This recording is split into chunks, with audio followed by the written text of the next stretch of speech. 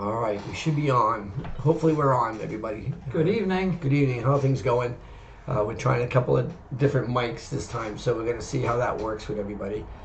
So if there are any problems, give us a little note in the chat. We'll go back to the other mic. We'll play around with that a little bit.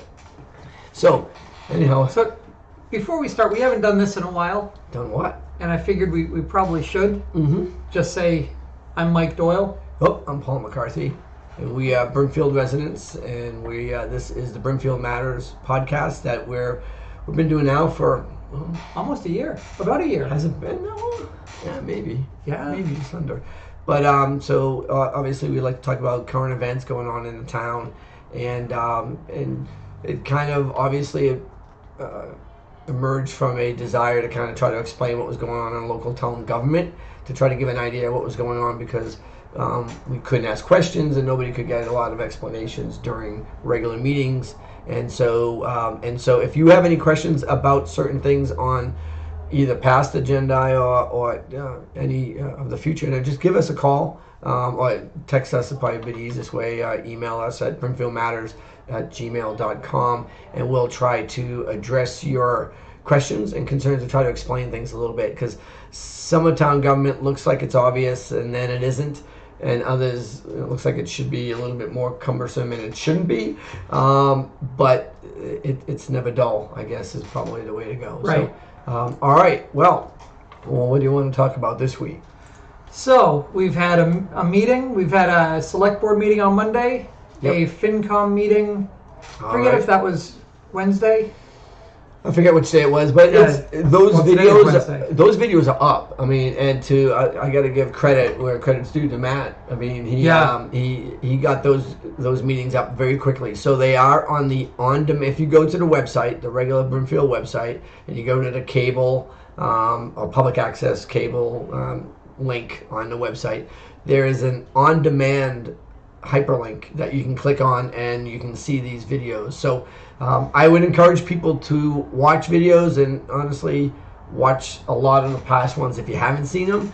We can certainly have certain versions or episodes that are probably better to watch than others, but there are a lot of really good, informative, and maybe hopefully thought-provoking videos to be watched on those things. So I would encourage you to do that. So, right. All right. So speaking of thought-provoking. Thought-provoking. All right, let's do it. I saw online this week a really nice quote that I think really sums up what we're hoping for and what we anticipated, what we wanted to get at with the select board that we had on the select board until we didn't.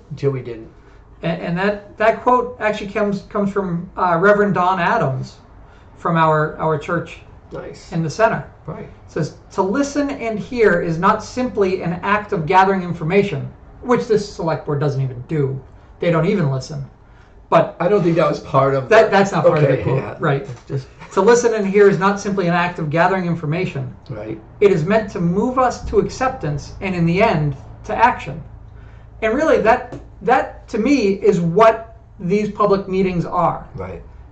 Raising your hand, commenting throughout the meeting. Right. I think is important. Anytime that someone has information, knowledge, questions with any of the items on the agenda, you should be able to talk about it. Right. And it might move that conversation forward into a place that the board can act on it intelligently, informatively, and in concert with the community, the whole community, meaning the town of Brimfield. Right. No, I agree. I think when you have a meeting and you allow participation and a voice to be heard, you do a number of things. One is you show acceptance, just like that quote. So you show acceptance that their voice matters, and that no one's above anybody else when there's a discussion in general. I mean, that's the way it's supposed to be. And I think as far as the action goes, if you can get a unified action at the end of a discourse or a conversation, a discussion, you have a better likelihood of being successful in that endeavor, that action plan that you put into place, because everybody's behind it. And so if somebody pokes a hole in it and says, hey, this isn't going to work, then you need to, that's all what it's about. I mean, this isn't a military kind of situation where you can't ask questions, you got to get things done. But it's a situation where not everybody is just an expert just because they sit behind a certain table and talking to a mic sometimes. You're not an expert, and the reality is there are plenty of people that know a heck of a lot more than we do, they do, and so being open to getting that information can only make one stronger and make the situation better. So I agree. It's a very good quote. I'm glad you brought it up.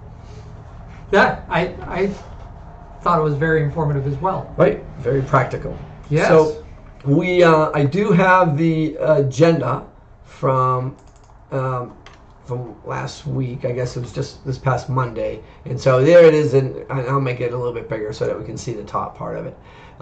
So usually we just run through. I mean, it's pretty easy to kind of run through this a little bit. There was a joint meeting of the library trustees, and they filled a vacancy because they lost somebody due to moving. Somebody's moving, so that was pretty straightforward. I thought the next one was kind of interesting with the building committee got expanded a little bit more by having a few more people join in, which I thought was great. I do find it interesting who's joining in. Unfortunately, there's not a lot of like the widespread cross-sectional area. Heterogeneous. Yeah, exactly. Yeah. It would be nice to get a little bit of an eclectic group and not just a group of friends. Yeah. But somebody's on there. I guess you have to put somebody on it. I do think, going back to that quote, yes, we're now going to get people who are going to be talking, but the group that they've assembled all talks, and I don't know some of them, sure. But running through, my big problem with the building committee is now we have, I consider, 2 department heads in the town clerk and the chairman of the ZBA. Right. Now, the town clerk, voting or non-voting? Voting. Okay. And then you also can group this together differently and say that veterans is right.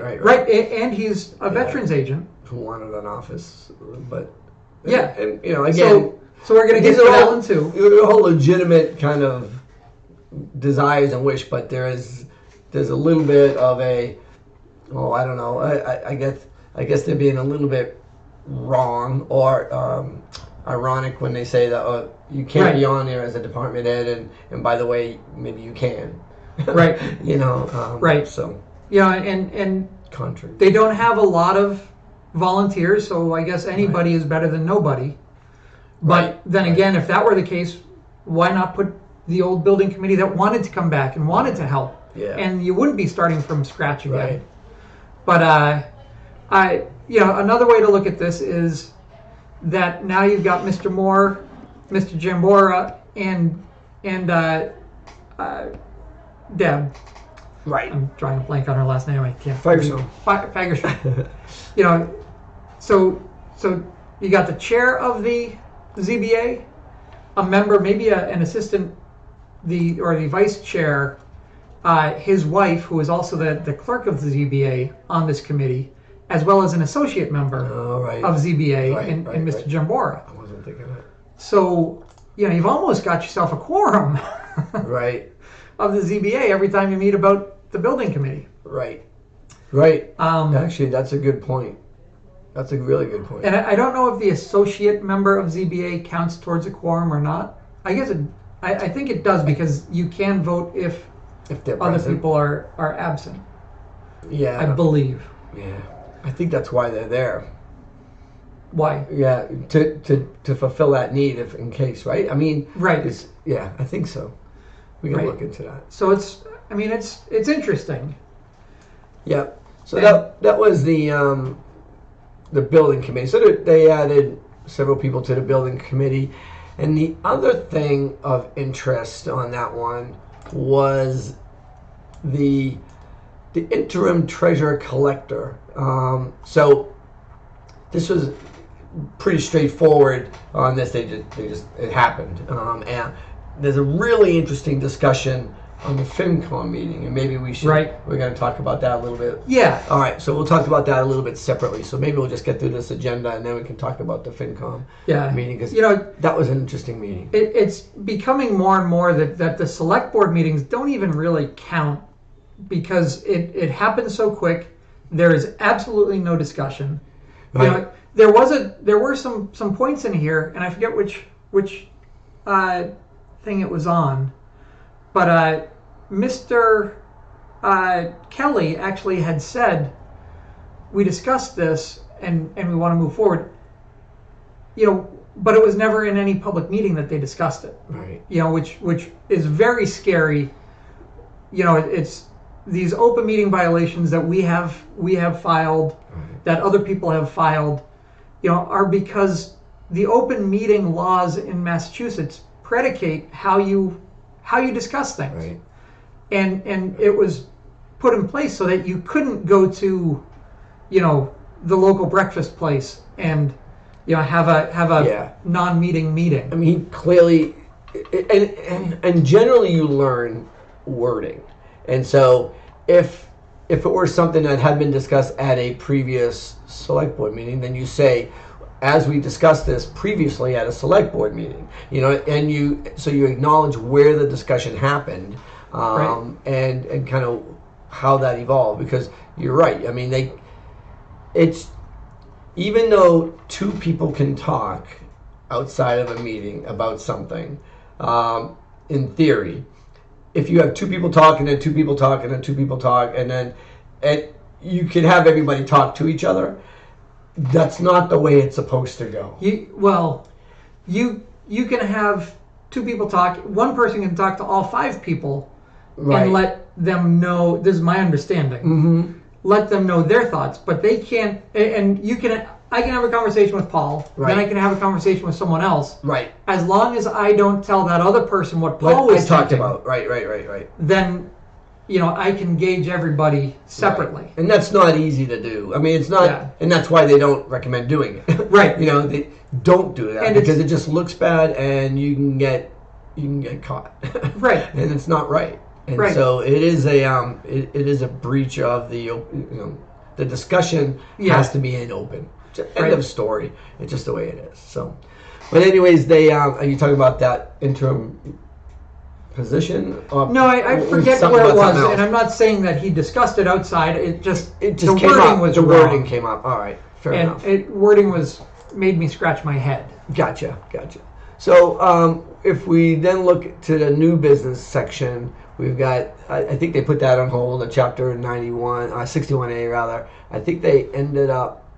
Actually, Cindy she was a little bit late, so she came in a little bit late, so it was just out of order, is what it was. Right.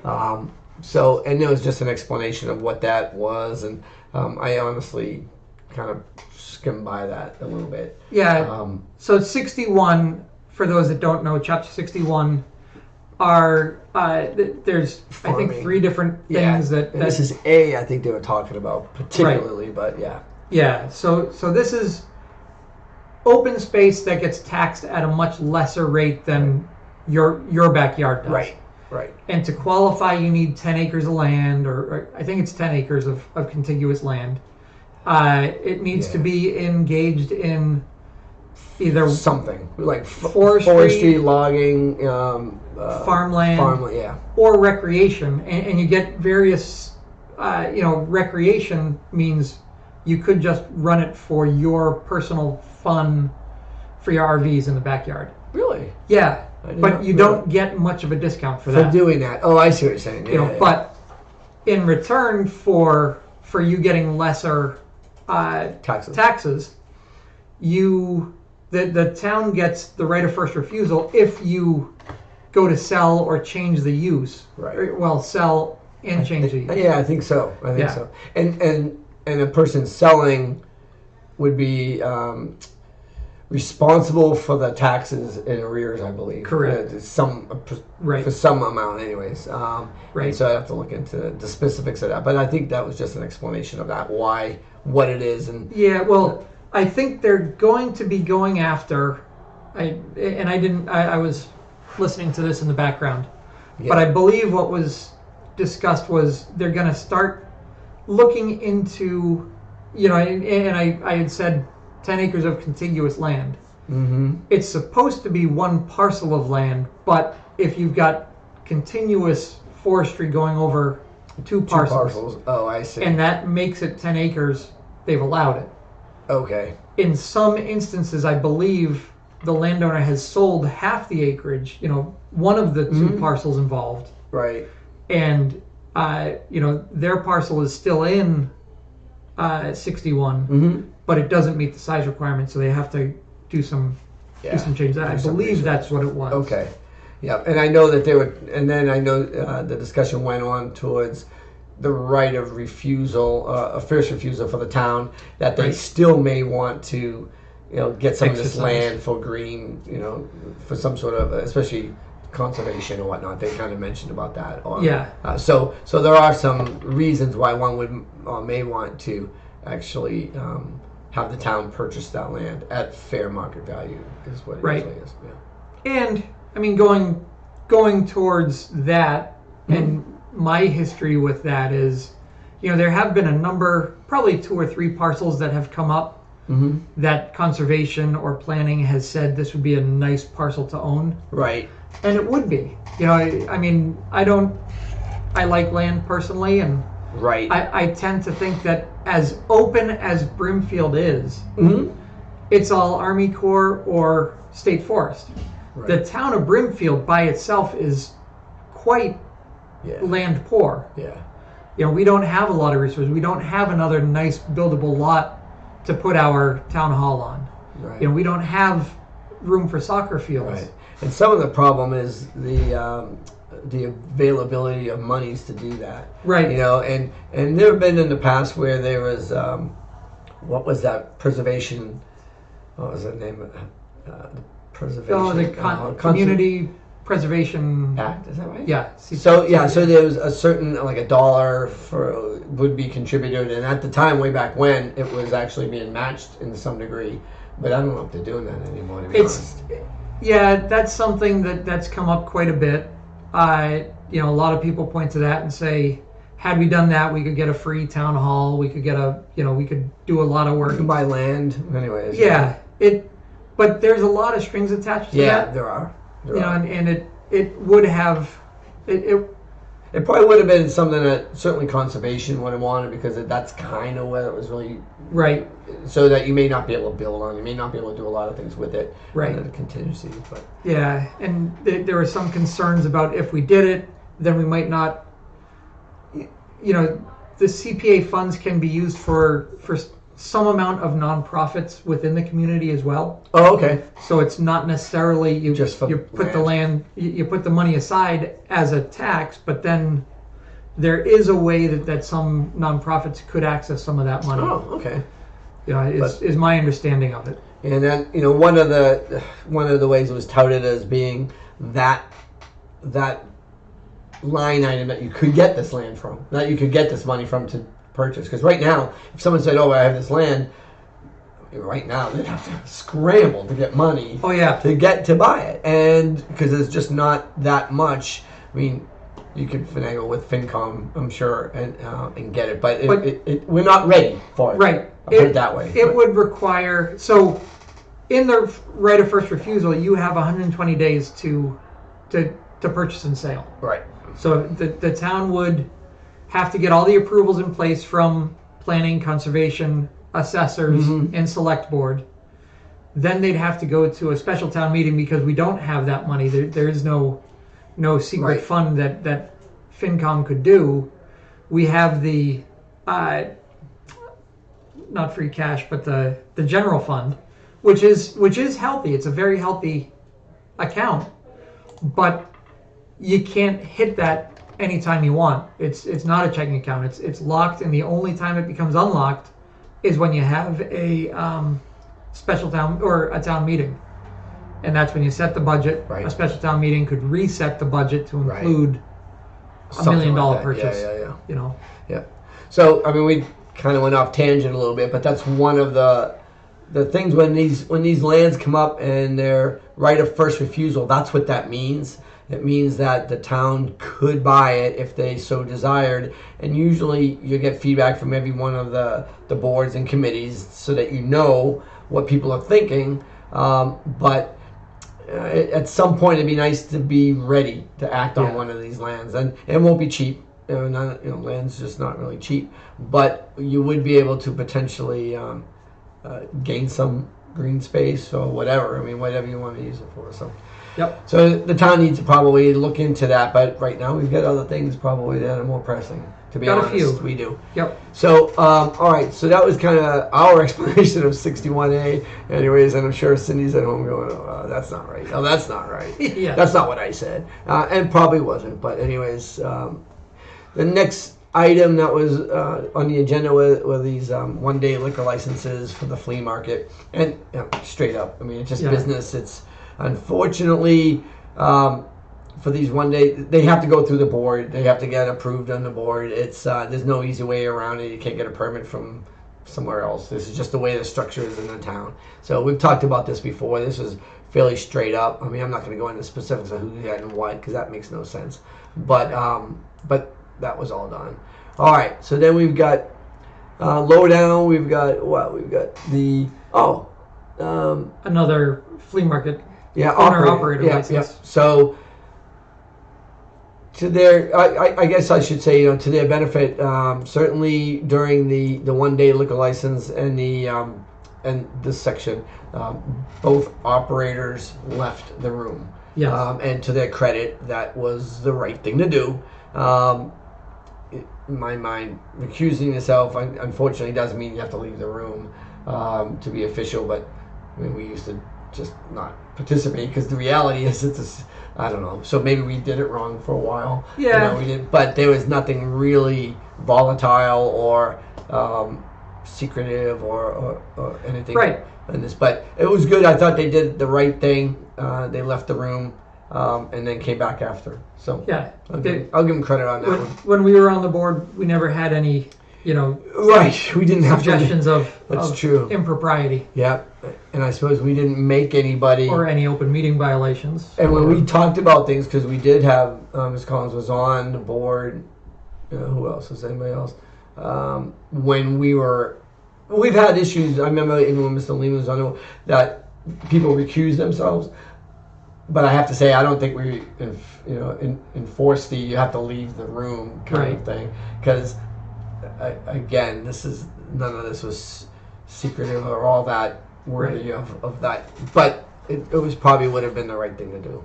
So I'll give them credit for that. I thought that was fine. What else we got? The engineering. So this was the engineering for the elementary school water situation, and so this I thought was interesting because they've contacted this engineering crew so much that the engineering company basically said we should be on contingency. Basically, we should have a contract. That is what it looks like. And it's exactly what they said. It's exactly what they said in the select board meeting. Oh, really? Oh, yeah. They said they want to have a contract. Now, they want the school to pay for some of that contract, which is all well and good. I don't know if the school district is what they're thinking, but the reality is the school is the town. The money is the same. So saying we're going to divide it with the school is great, but when that line item comes up on the school budget, we're paying for it. So splitting it with the town would be like me splitting the check with my kids, right? I'm paying for it. It doesn't matter, their allowance is paying for it. I paid them, whatever. So it all works out. But anyhow, so I don't know. It was interesting that they brought that up. Now they're going to do more of a detailed monitoring with that contract. No numbers in the contract. Nothing was. I don't even know if they voted on anything. No, I don't think they did because it was the school committee that was going to do it. Or they were gonna, Or you know what it was? I think they were turfing it to health as well. Oh, that's right. I think they said this is a Board of Health issue. They're gonna turf it to the Board of Health, which again, up to this point, it hasn't been, but it's probably, it probably is the Board of Health for its own water system. And I wonder if the whole project's going over there. I don't know about that. We'll have to keep watch on that because there is a lot that's going to come up in further discussions about that. So let me go back to the next step was the all right, community compact grant, capital improvement planning. We've got the special town meeting. That's I skipped the whole section. Yeah. I skipped the whole section. So all right, go ahead. You can have this one. Oh, thanks. The special town meeting has been reset to May 22nd, and the reason for this is to get the FEMA map, bylaws into our zoning bylaws. Right. So that anybody who's in the flood zone won't lose flood protection insurance. And it got delayed. I've heard because of our town council was delayed in getting back to them. I've then heard other things as well. But in any event, it has to be done before June 1st. The FEMA maps go into effect June 1st. Okay. So they had to be done. This couldn't have waited, for our regular town meeting. Yeah. Okay. So that's that. The good news, I don't know if this is because of our push or not. We'll just say it is. We'll just say it is.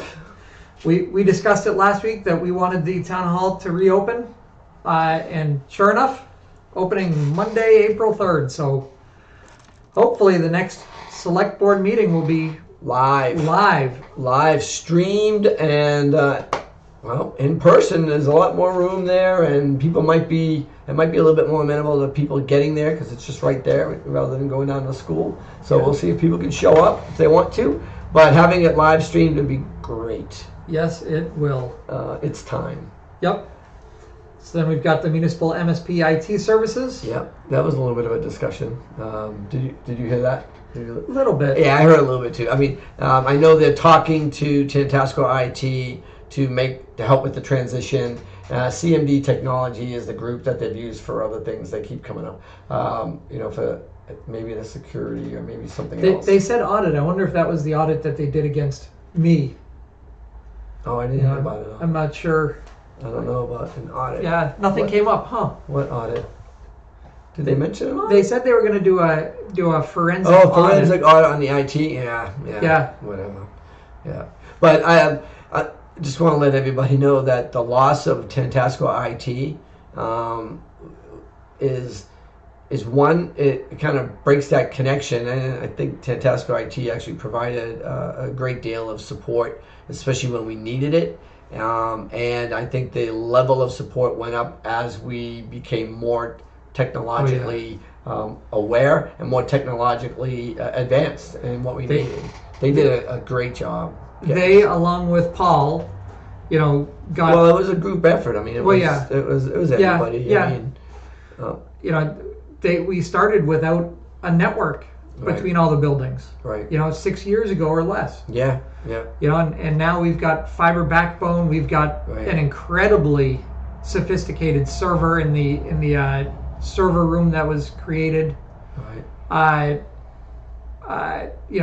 Down at the fire station. Right. And they have just put us light years ahead. Right. And honestly, from a financial standpoint, they didn't charge us much. And then we kind of finagled a little bit of a quid pro quo kind of thing with the buses a little bit, and that worked out real well. Ms. Boyd, to her credit, was just really, really helpful in making that work and coming to some mutually beneficial decisions and support that at times when there was not a lot of money to be had to kind of change things. Municipal IT services are expensive. Yeah. And we're going to find out how expensive after we go down that road, because now that they're getting into an agreement with CMD, is that what it is? CMD. We need to see the numbers of that contract, and they're going to be on the budget at the annual town meeting. So people need to be aware that that's going to be on there, and just again, it's going to affect the budget. So it is what it is. And it really surprises me, and it's disappointing to see that they're discussing this. I believe they did have a proposal from them in hand, and nobody discussed money. And I may be wrong about the proposal in hand, but the earlier version of this agenda, this was updated. This was oh really? Yes. A revised agenda right before? Yeah. Interesting. Yeah. I didn't save all the old ones, to be honest. I didn't. Well, but you did? Using the power of computing. Nice. It's still on the online. And what they had originally was Municipal proposal. IT Services CMD proposal. And now it says CM. Oh, okay, yeah. Yeah, so it changed. It took away the proposal and it kind of made it like it was a done deal. Yeah. Yeah. And nobody discussed money, or finances, or where the money was coming from. Or how much it's going to be, and where it's going to come. This is stuff that needs to be discussed in an open meeting. Oh yeah. I mean, this is money that a board cannot spend money without explaining what the money's going to and where it's coming from. And especially when, we have an IT budget line item. Mm-hmm. I believe we knocked it down to 0.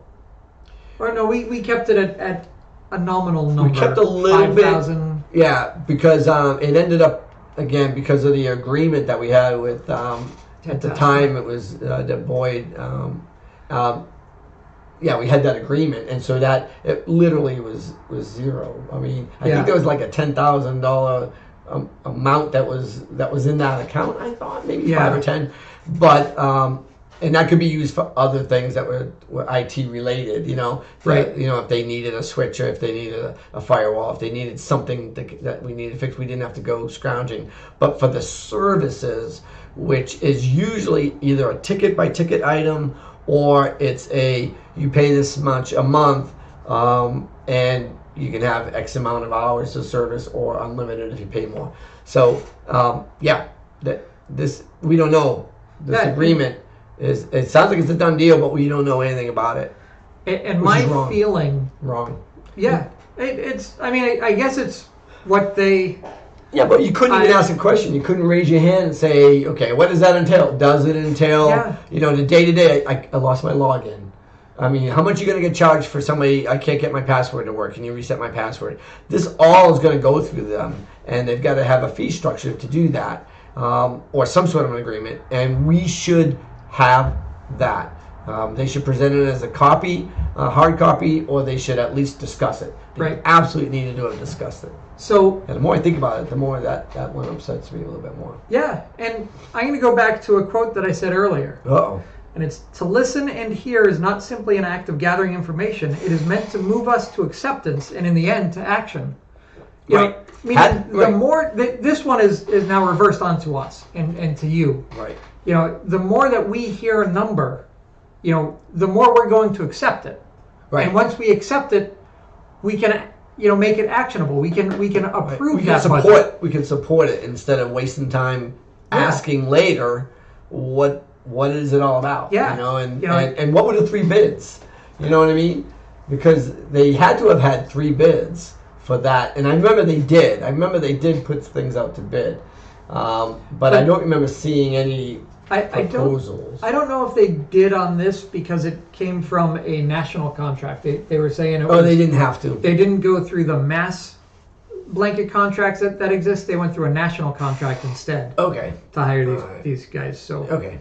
All right, I'll let that go. But either way. Mm-hmm. Yep, I do. Sheila wasn't here for when for who said the quote. That quote was actually said by Reverend Don Adams. Yep. So, and it works out well for this select board in many, many instances.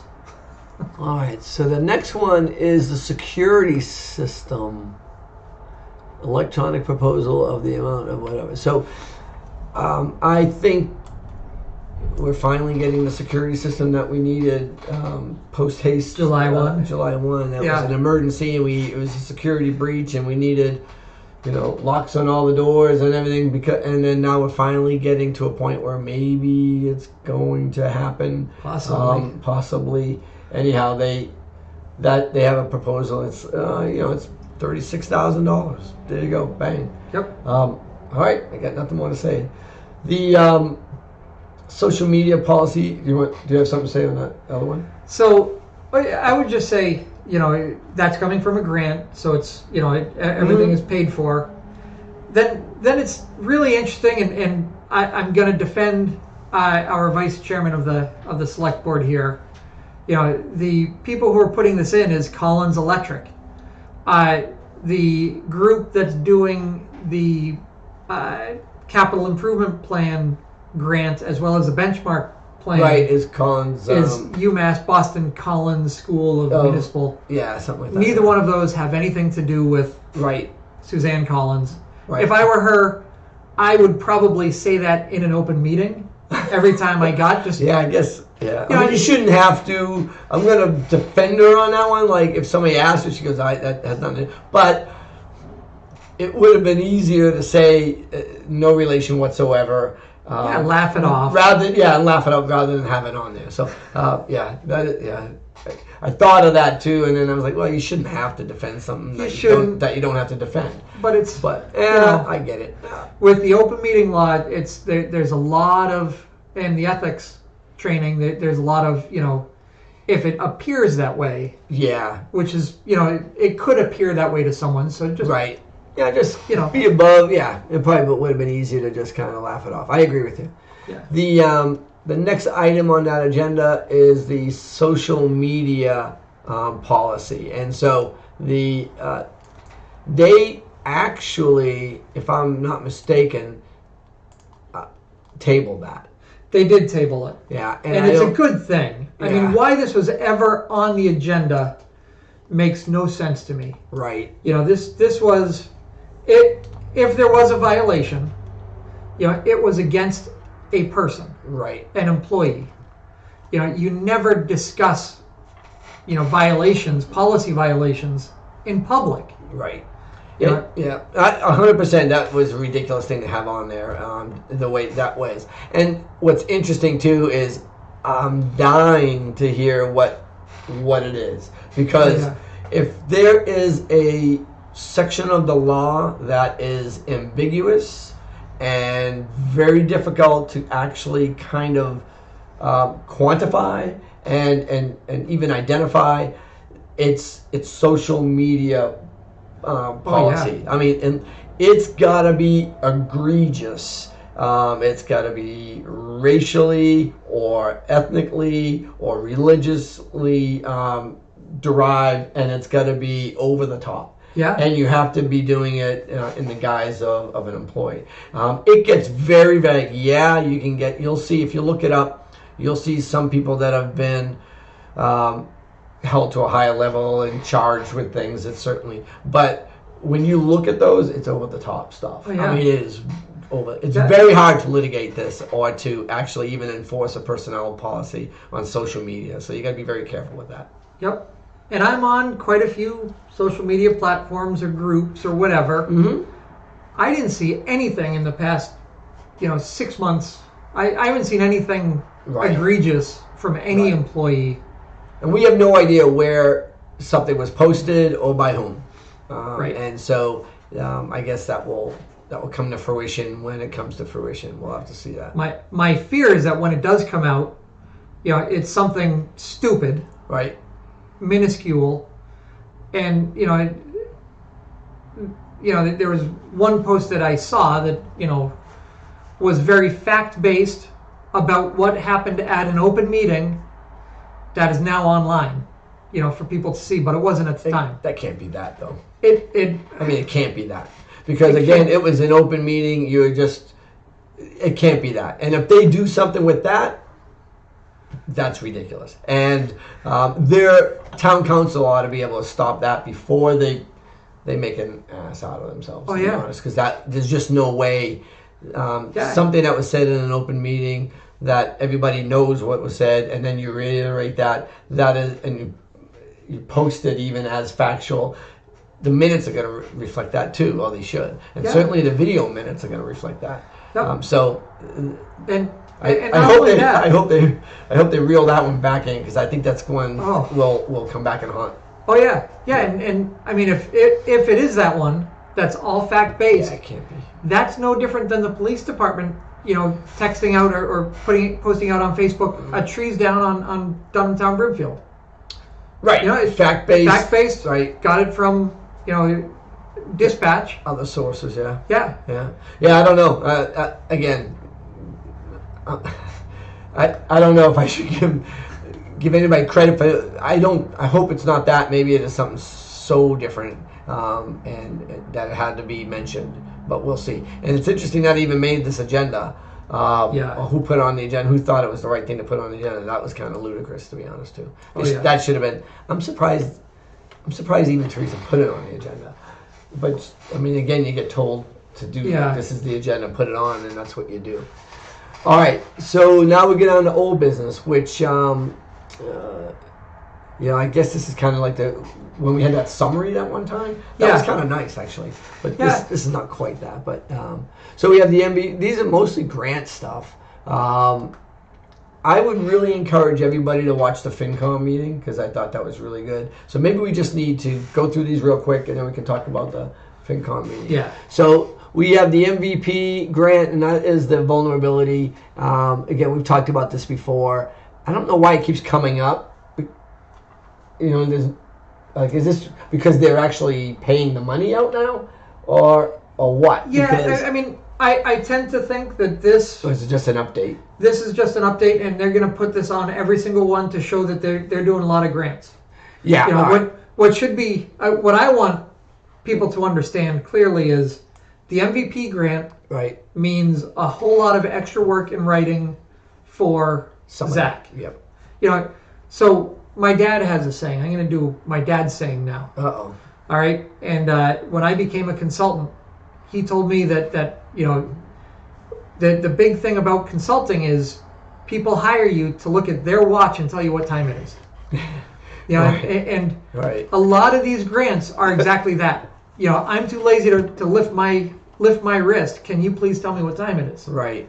The MVP. It's not out of laziness, but Zach is going to be telling them every culvert that is. There's just a lot of work. This is just vulnerability to natural disasters, to flooding, to high winds, straight wind. How vulnerable are our telephone lines, power lines, communication lines? How vulnerable is the flooding for the culverts? And do we have any dam releases for the ponds and things like that? And those are all going to come with a price tag. Now, the hope is that maybe there'll be grants to kind of help out small rural communities to fix that and bring that up to a level.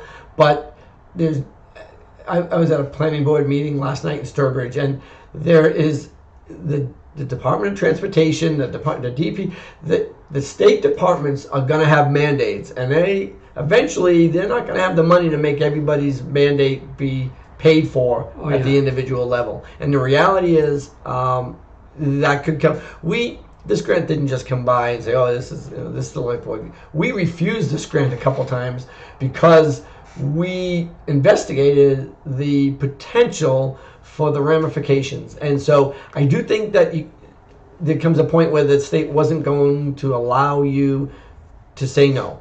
All right, and so you had to do it in order to be credited, in order to be potentially getting some of the grants that they were going to make. So eligible for, that's what I was looking for. And so you need to get it. But we weren't ready. And if you ask Zach, he didn't want any part of it when it came out early on because it looked like it was going to be a case of dynamite. And so we'll see. Hopefully it won't be. And I think at this point it may not have been something that we could have refused. Right. I think it was kind of down to that end, to be honest. Yeah. So, and that's fine. But it wasn't like somebody actually went out and applied for this grant. They just said, yeah, we'll take it. Yep. There's a difference. There's a difference. Capital improvement planning. Again, they're using the community compact to do capital planning. That's already been done. We kind of hashed this out before. Yeah. They're just going to spend money, tax money from a state grant to do things that our FinCom has already been doing. We'll just go on to the benchmarking and wage classification. This was an interesting one because we've done it in the past, and mostly it's been done by the board, or the board with the treasurer, the board with the accounting and treasurer together, like different FinCom. groups. FinCom, I'm sorry, of course. And you went out and you tried to get comparable communities to say, okay, let's see what they're paying, make sure that we're paying wages that are reasonable. I wrote some notes because the FinCom meeting was hysterical because there was... Should we finish this one and then go? Yeah, all right. Because that's good all by itself. Yeah, okay, let's do that. That's a great ending. All right. All right. We'll put a little note on that one. Yeah. We'll come back to that. Public safety, security cameras, that's part of the same thing. I mean, this was somewhere out there in someone's pile of stuff. There is a request to get security cameras and video upgrades through the ARPA funds that I put in as a request eons ago. And apparently that is in a wastebasket somewhere. But this is another grant. You sent it in? I sent it in. Yes, I sent it in to try to get the school up and running with video, and we already talked about that before too. So yeah. But anyway, so this is another grant, again, community compact grant. It's good. I mean, we need the security cameras. This way it comes out of a grant. It's fine. But again, these aren't. Well, anyways, it's good. I'm going to give him credit where credit's due. Town hall and security cameras. Well, okay, we're going to spend a lot of money on that as well. Although the public safety, security, town hall, and annex does not cover the cameras that you were requesting. Weren't you requesting for the school? Mine was more for the IT, and then what we're going to try to do is incorporate cameras around the school as part of that. That new server and all that, So mine was more of a telecommunications. This is going to help the emergency management director. It was going to allow the school to have like direct online studio capabilities, things like that, and live streaming meetings, which we need to have happen. The PTO can do it, the school committee can do it, the select board can do it during the cold weather, I guess, or when they want a small crowd. So all right. Public water supply for town hall, town annex, and library. What? I don't think they talked. There weren't any updates on it. Yeah. Okay. All right. So okay. All right. And I don't think there was any update on the Tri-Town ambulance either. I think they just said they're talking, whatever. So there was no. But all right, I'm going to put ourselves on because I want to get on it. So the opportunity that these have are to give an update. Not say, nothing's happening. You know what I mean? But I understand it. Yeah, I know. I do like it that they have it on. Yeah, no, I agree. But there's got to be something that's being talked about with the ambulance service. All three towns can't be saying, there's nothing happening this week. No, there's got to be something going on. And those should be privy to us, like what they're talking about. Even if they say, well, we're talking about numbers, we're trying to figure out staffing, we're trying to, just give us the gist. I don't need the specifics until they're worked out. The chiefs are working on this. Right. Like, week. This is what's going on. Not like, we forgot all about it. Oh, yeah, we got to do that. By the way, we don't have an ambulance service anymore. You know what I mean? Yeah. I want more. I just want more. We are now 1.5 months from town meeting. Right. And this is the second largest line item we have. Right. We ought to we probably should have a little bit more information. Yeah. All right, and the executive session. So I will say, I did request. I made a public records request for all documents relating to the public water supply. Okay. So interestingly, it was all emails, which includes any reports and anything else. It was all emailed. Right. So when you are on the board, or when you just have your business, when you've get emails about a water system, you've got a folder that you put stuff in. Oh yeah. Oh, especially something. You should see my. You should see my OneDrive. Well, you probably could. I guess public records. My OneDrive when I was a select was like folder and then subfolders and then subfolders and then subfolders. I mean, and then you just labeled it. You didn't have to drag it. You could just label it, and then you could still go into that title and look, and then boom, everything that was related to say a lawsuit, or everything that was related to the water supply, or anything else for that matter, like ambulance. I've got it all cubbyholed. So tell me. So I've got they want 4 hours to look at this, to compile all the information from emails only. It should be a drop and drag. Yeah. And yeah, that's ludicrous. And even if you don't have that, it's a search and drag. Right. You know who the consultants are. You just search on McClure. It's not an hour. It's not an hour worth of work. I mean, anybody can search your own email, and then you could just select all, make a new folder, you drag everything into it, you wait until it drags, and then you download it as a zip drive and you send it on its way. Yeah. It takes 15 minutes, and that's with a coffee and taking your time. Right. I mean, there aren't that many. There are not 6,000 that have to be redacted. Right. Which is an interesting question to find out whatever happened with that. But there's not that many. There can't be that many. Even if there were one a day, every day, there's still not going to be that many. Right. And there shouldn't be any redactions because it's an open request for open dialogue about. I think that's unreasonable. In this day of technology, if somebody can't do it, they should probably. I mean, you can still hire somebody out that knows how to do it. Yeah. And figure that out, because that's ridiculous. Yeah. Oh yeah. I might even submit that as a violation, because quite honestly, that is an egregious and not realistic. So the one wrinkle you could pay. Here's the wrinkle. That makes me furious. Yeah. The wrinkle is, we're assuming that the only email being used was SelectMan 1 or Select Board 1 at or everything went through the admin one. Right. And that was in the email as well, was if everything was CC'd to the admin, you get it off of hers and not deal with every other email that was used. It should only be one email, maybe two, because we had to switch over. But that was after this. But I know there are at least one other email used in these conversations. Private emails, you mean? Yes, a charter.net email. So now you've got to go through and pick, every email system, because it's just crazy. Yeah. Well, that's one of the problems with doing things the way that was done. That shouldn't have been done that way. You should never use. So before we had our own select emails, what we ended up doing is I used a dedicated email that I made, and Gmail. Everything, and I didn't use it for anything else. So I had everything archived on that. So that was pretty easy, anyways. But everything that I sent out, I copied to the administrative assistant. Everything. Oh yeah, like it was an automatic CC. And if something came in to me directly, I would forward it on to the administrative assistant. And all they had to do is just put it into a folder, and so that's a ludicrous. 4 hours is just way over the top. Yep. Way over the top. At $25 an hour. Because the least competent person that can do it is Teresa, which I think is also a sham. Right. I mean, dragging and dropping emails could be done by, the clerk. By a shared clerk. Absolutely, a clerk. Yeah. Right. No, that's ludicrous. You know what that is? They're just screwing you. Yeah. That's just what it is. Oh, yeah. The reality is that's what it is. Yep.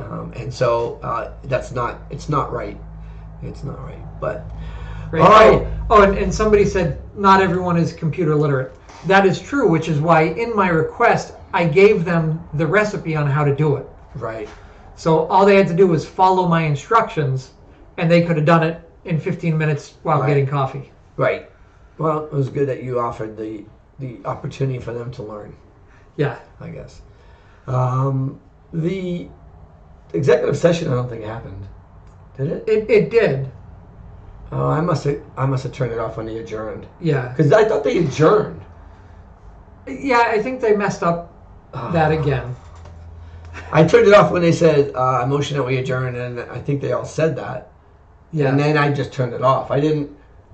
Yeah. So, all right, to be clear, what you're supposed to do is not adjourn. And what you're supposed to do is say, all right, I move that we go into executive session for blah, blah, blah, blah, blah. And at the completion of that executive session, we'll come out of the executive session and also adjourn the public meeting without further discussion about any topic. and then that gets voted on, and then that way everybody can leave, and you can know for a fact that there's no discussion after the executive session of public, that would be public information. So it's just not that hard. But I turned off after, I just figured they weren't doing it. So anyhow, I don't know what that was anyways. It was the... it was to discuss the minutes that happened at the last executive session. February 13th. Yeah. Okay, so that's good. So they're going to hopefully release minutes. Yeah, because they should release minutes of an executive session as soon as they possibly can without a detrimental effect on any parties involved. Right. That's what they're supposed to do. So, well, all right, that's the meeting. All right. So now, the Finance Committee. What time we got? Oh, we got like 4 minutes. We should have had more time for this. I'm sorry. Yeah, we should have. That's okay. Because this was a real fun meeting. It really was a fun meeting. I actually made notes. It really, in my eyes, showed how sorely our vice chair doesn't understand what's going on. So yeah. Well, it starts off. There's a meeting, and the select board sent a representative, the vice chair, to present. But I don't know if it was a representative, because at one point, I think multiple points, at least one, she was saying, "I think you should do this. We should do this." They haven't. The select board hasn't discussed their budget yet in open, so I don't think that she should be discussing. We haven't seen any of the discussions in open that she brought up to the FinCom meeting. 100%. That's true. I mean, I don't understand why she was even there, unless she was going as a citizen, asking, basically wasting FinCom's time. I didn't think of it in that perspective. Okay. All right. So that's an interesting. It's an interesting take. I didn't have that take in my head, but now that you mention it, there were a lot of things that were mentioned at that meeting that had never been discussed in a select board meeting as yet. And so maybe we should touch on a couple of those things. So first off, they want to increase the hours of an administrative assistant. Right. Did you catch what you just said there? Yeah. Yeah, I did. What'd you say? I said they want to increase the administrative assistant hours. So it's what I said. It is. But 8 to 20. So the problem with that is the administrative assistant to the select board works 40 hours a week. Yeah, but the shared clerk. Yeah. Oh, yeah. I actually wrote down I think it was a misnomer. I think they were looking for I don't think she understands any of these titles. Yeah, I think she was looking for an administrative assistant. The shared clerk is what the title is. Right. She's a big one on we don't have. But I'm going to tell you, we don't have anything. Oh yeah, because it sounds like they were increasing it from 8 to 20. Right. So it was already in existence. So and so that was when I wrote that down, I wrote exactly what she had said. So you're right.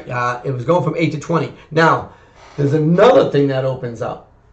This becomes a benefited position.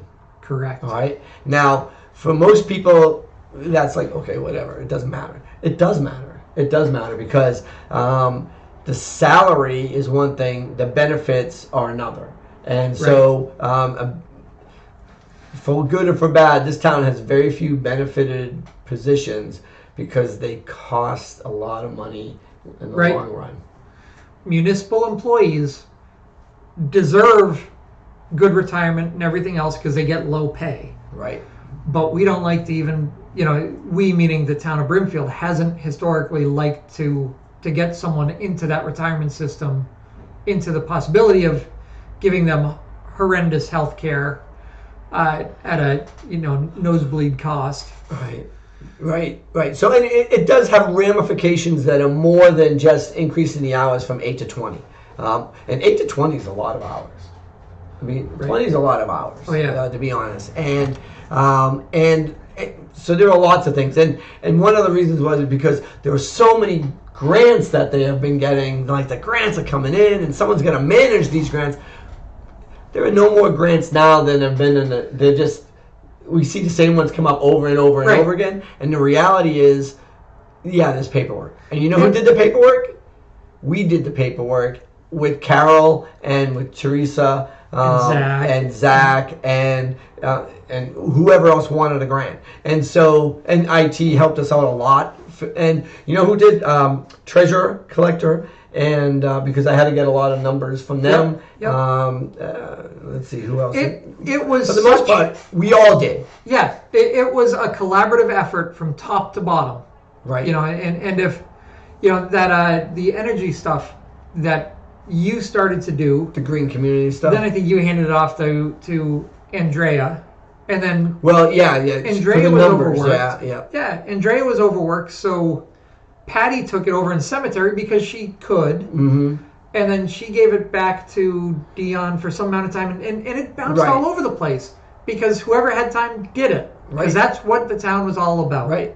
Well, yeah, I mean, that's what it was. And so there were lots of grants that had to get done, and we tried to take the load off the administrative assistant because they are busy. I mean, no one even thinks that they're not busy. However, the benchmark grant, that shouldn't, I mean, they're going to interview, this shouldn't be all that much time. And in the past, the MVP one might be, but that's going to be a collaborative effort of everybody. That's going to be a cluster. But in the past, all these grants were done, you know, we didn't have grants for them. We did them ourselves. Right. You know, and I did it at night. I did it at night when I got home from work. That's the way I did it. I mean, and I did it for all the grants that we got through COVID. I did it with the IT grant. I did it with the Community Compact grant. I mean, those, and you just did it at night. And then you submit it to the state. I talked to the state during the day, and they said, okay, this is wrong, do this again. And then send it back, and you have to do another form. But we did it. We did, because I couldn't give that to Carol. I couldn't give that to Teresa. I mean, I wasn't going to lay with the green community. I needed the numbers. Like how much was it in diesel? How much did we spend in electric? How much, and where all these? Actually, we found out a lot about the electric meters. I don't know if you remember all that. Oh yeah. But so I needed. I didn't listen much. I needed Marie, and I needed Andrea and Sharon. I needed all those people to help me out in doing that. And then I submitted it, and that's just what you did. You did the extra work. You don't just take a pile of papers and say, hey, here you go. Yeah. Sorry, Teresa. Have a good weekend. Say, we won this grant that Teresa worked on. Right. And now hand all the work over to Teresa to complete. Right. You know, and yes, she does need a ton of extra help because no one else is helping. No one else is helping. You got 5 people now right there. And honestly, give them each a packet. That's just what you do. Yeah. Let's see. The MVP grant goes to George. It's just what you do. Benchmarking goes to Suzanne. You got 5 grants. Each one, take one, and pass it around. Right. Then you got plenty. So you don't need anyhow. So that was a very funny kind of. It's not going to be funny because if they get this benefited 20 hours, again, I don't know. They're going to have to propose this budget at some point in an open meeting, and then at the annual town meeting. The sad reality is, you know, and I'm stuck here. Did you do something? No. I just read something funny that I wrote. Oh. One of the quotes was, "It takes money to make money." Yes. I love that. Yeah. That was a great one. I'm like, I guess it does. You know, it also takes money so that I don't have to do as much work, or anybody else has to do as much work. So it takes money to make money. I agree. Takes money to make me look good. Yeah, but okay. So many grants.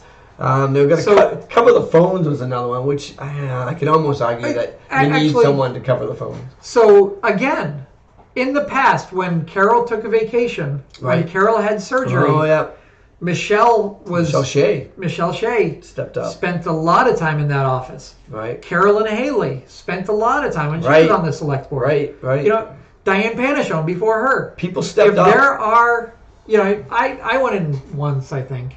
You know, I didn't do a whole lot of that, but nobody wants to see me. No, nobody wants to. I could see that. But I think that was one more time than Paul did. I didn't do it, I gotta say. I didn't do it. And I didn't do phones, I gotta admit. Yeah. But it's just what happened. You know, people wanted to have the office open. Right. Somebody covered it. Right. And there was always somebody willing to do it, which was amazing. Right. Now, if we're covering vacations or something like that can usually be figured out, right? Or you find an alternative. Is there a service out there that you can say, I just need you to get these phones and then just kind of a service? Yeah. You know, that is cheaper than full time, part time. And that's also the beauty of the town hall that existed 3 years ago. Mm-hmm. You know, you had Andrea, Carol, right. Cindy, right. Michelle Metcalf, right. Patty. You know, any one of them would have sat in any one of their seats if they needed to. Just a quick cover, for sure. Well, the other thing that you need to do, like when they say, "Oh, we need someone to cover phones," it's like you can't convince me that you need someone to cover phones like all the time. So get an idea when there's on. We have the ability to say 80% of your phone calls are coming in on 20% of your days. So in this area and in this area during the times of 10 to 2. So do you need 20 hours or do you need 2? Do you need 4? You know what I mean? Just put some effort into it rather than just throwing some numbers out there. I do agree that with you, you said that the administrative assistant herself probably needs some help. And I'm not going to argue that. And it's only because of the culture that's there now. Yep. The culture within the select board and in the town hall, because everybody's just trying to cover their own. All right, we got to move to the next one because time is going by and I just have so much to say. So, treasurer collector, you want to talk about that? Is there anything to talk about? Yeah, there is actually. So they came in looking for hours and money for advertising for a treasurer collector because you know what? They can't find a treasurer or a collector separately, and no one's applying, and no one's applying for a treasurer collector either. So they're thinking about maybe combining the positions, which Mr. Ballou very clearly said, I believe that was done at a town meeting, and it was voted on, and it is that position. If you want to change it, you got to go the other way around and actually undo that legally.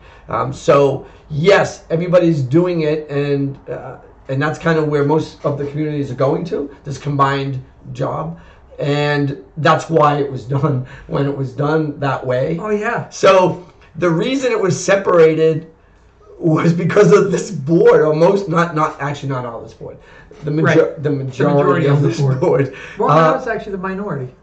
Oh, now it's the minority of this board. Yeah. Oh, yeah. The chair and vice chair. The chair and the vice chair and somebody else that's no longer on. But they did all this. They undid all this, and now they're trying to make it go back again. Oh, yeah. I found that. I was dying when I read it. If anybody and she was explaining how they get certified, like this position, the way you get certified, you have to be certified in this. If you go back and look at the interview, certification was not on her agenda at all because I asked about it, and I was told I was being rude during the interview. Yeah. Oh my God, I was dying. Yeah. I don't usually laugh during FinCom meetings, I gotta say. Yeah. But this was entertaining. I would suggest for anybody, go watch that FinCom meeting. The first half hour of it is golden. Oh yeah, it's really funny. I mean, it is worth it. It was. I mean, she totally missed the bus when last spring when we were explaining all this. Oh yeah. And now it's like, oh, it's crystal clear. This is what we should be doing. I was dying. Through that conversation, you know, my wife's a teacher and she's dealing with some stuff and you know, learning some new stuff and one of them is oppositionally defiant students. You know, and learning about that, I just kept coming back to the fact that, or not the fact, but the thought that I think Suzanne may be a little bit oppositionally defiant. Don't go into labeling. She did that to me in front of. Remember true. That day? Yeah. And I'm like, oh, didn't know she was a psychologist. I didn't have to pay her, and I got my psychological breakdown all in a discussion. This was night. Like, she's talking about the treasurer collector, and you know. Mm-hmm. The line item for the salary is treasurer collector's line item. You know, it's the treasurer collector department on the budget. Everything officially is treasurer collector. She at one point, you know, gave props, and I've got to give it to Suzanne at FinCom. She was very, you know, charged up with the employees and thanked them an awful lot. She did. She was very grateful. She did, which was a nice change for her. Right. But she turned around to Marie and said, you know, Marie informed me that it was actually supposed to be a combined position. Like, We had this conversation last 1,000 times. We had this conversation when we were interviewing. Yeah. When we and we said we can't break it up, and they voted to break it up. And then it was like, okay, well, you can't do the hours, and they voted, and I said, well, we gotta have somebody certified, and they said we were being rude in the interview, and so it's like, you get what you get. Because that's what you deserve. Yeah. That's what you deserve. And this time, the novel idea from Suzanne is that she wants to have a sliding scale from 72 to 82, where 72 is if you're not certified but working your way there. Right. 77 would be if you're certified in one, and 82 would be if you're certified in both. It's very interesting because when Sharon was hired, that's exactly how we did it. Right. And that's exactly how the committee that she was talking to, the finance committee, suggested it and made it work. Right. And we went along with it as the select board. Right. When Rod was getting hired, they didn't want to hear about certifications. Nope. They gave him the same price or the same salary as Sharon, who was certified in one. Right. And we were fighting that, and again called rude, whatever. Oh, yeah. But at least at this point now, that I think Rebecca is going to be in the position, or at least temporarily is in the position, right? And I know she's, from the discussion, she's certified.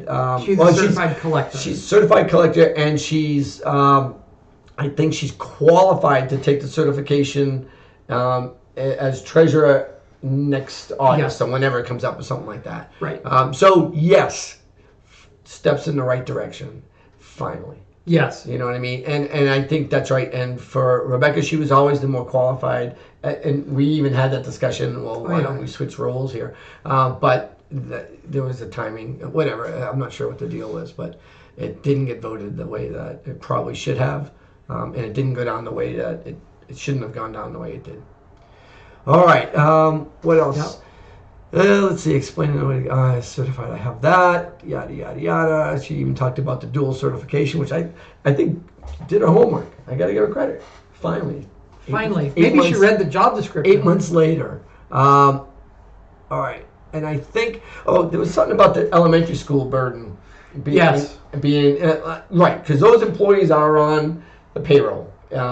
And it is what's done in the other towns too. We just have a bigger town, but Sturbridge has the same thing with their Burgess, and so they were like, "We got to try to get rid of that school." I don't know what they're going to do with it.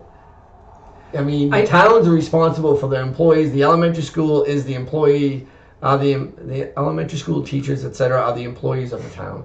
It's just the way it is. Right. And it's not like the regional school district higher up is going to do that for us and not for Sturbridge and Holland.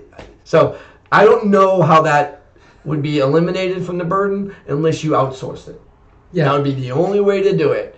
But that would be okay. It would be on the elementary school's budget. Oh, wait a minute.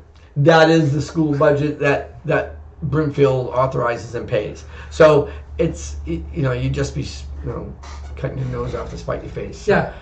So I don't know. So if you were to cut the elementary school burden out, would you then cut, 30% of the treasurer collector's salary out? Yeah, you could cut the hours down. Right now it's 40, 40, and 20 or whatever. I think it was right, 40, 40, and 20. Well, nobody's discussed it yet. So Suzanne's proposal was, I think, 40, 40, and 20. But as a resident. Yes, as a resident. Because we haven't heard anything discussed in open public meetings. All right, so that has to be done, by the way, everybody. That has to be done. Right. Certainly before town meeting, because that would be ludicrous not to have that out in the open before then. So has the select board then presented their budget to FinCom? They haven't submitted their budget to FinCom. I thought FinCom had almost everybody's except select board and police, I believe, and treasurer collector. They have their own? Treasurer collector has their own budget? Yeah, it's a department. Okay. We should review it. The select board should review it, but... Yeah, I remember looking at all of them. We got them all. I mean, we got at least a flyby. There's a question from Michelle saying, doesn't Rebecca work for Wales too? That was a question at FinCom that was very good. Yes, it was a question of FinCom, and it wasn't answered. Right. I don't think it was answered. Right. First they said, no, I think she's retired. No, who were they talking that about? was the clerk. The assistant. That I don't want to say assistant. The clerk. Yeah. All right. So, yeah, because I don't know how somebody could work 40 hours and then. Yeah. I mean. Yeah. I mean, you do. I mean, I think everybody work. We all know people that work more than 40 hours a week. I definitely do myself, but it's not something that you can easily do in a municipality because those hours are gonna overlap. I mean, you gotta be in town somewhere, and those are like daytime hours. You would hope. Yeah, I don't know. So it wasn't clarified. I didn't get they kind of somebody's got to know, but they didn't say. Right, and I do think that that would be hard. Once again, the other nice thing that you should really watch the FinCom for is what a great caring board that is.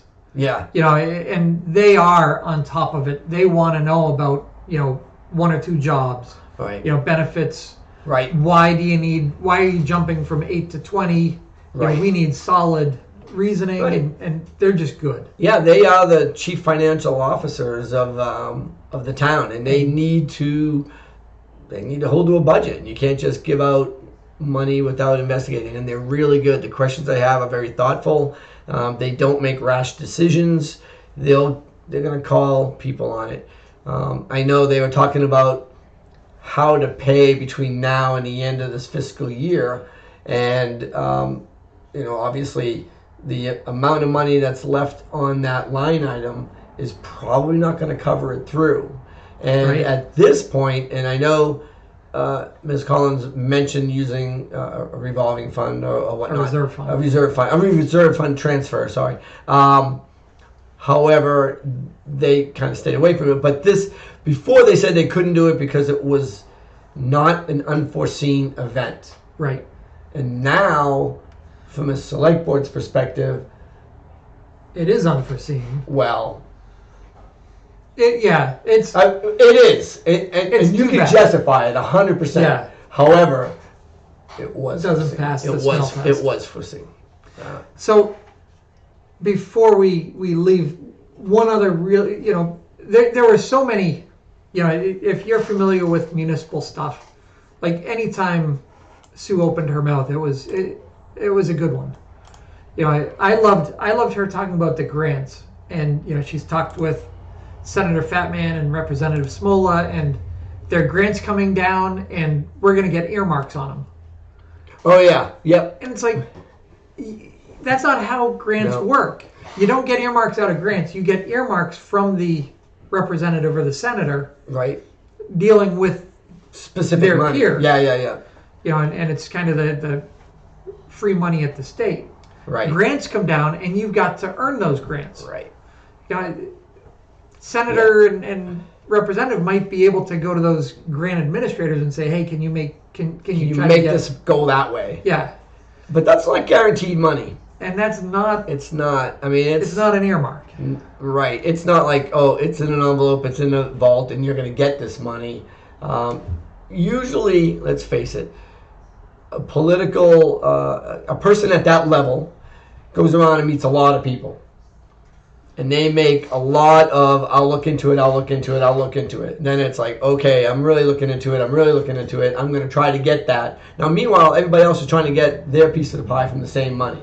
And so from their money from the same pie. Well, however you want to look at it, that pie is only so big. And so you can't always expect everything to come to fruition. Right. And we have gotten a lot from Representative Smola. He's been very good to the town. I mean, there's no doubt. And there are some monies that you can almost say, oh, that's practically guaranteed. But this economy is not guaranteed. And things could change very, very quickly. And so promised money is not the same as having money. And so that would be a caveat, I think, for everybody, really.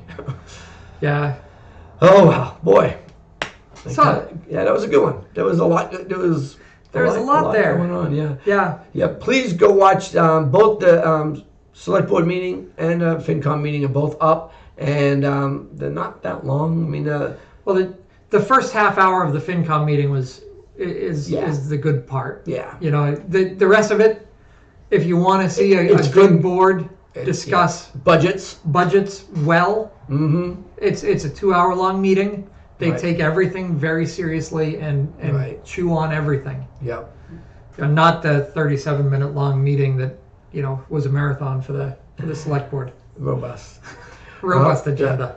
Yeah. All right, so I think we should be pretty much gone, I think, at this point, right? Yeah. All right, so let me... Dismiss children.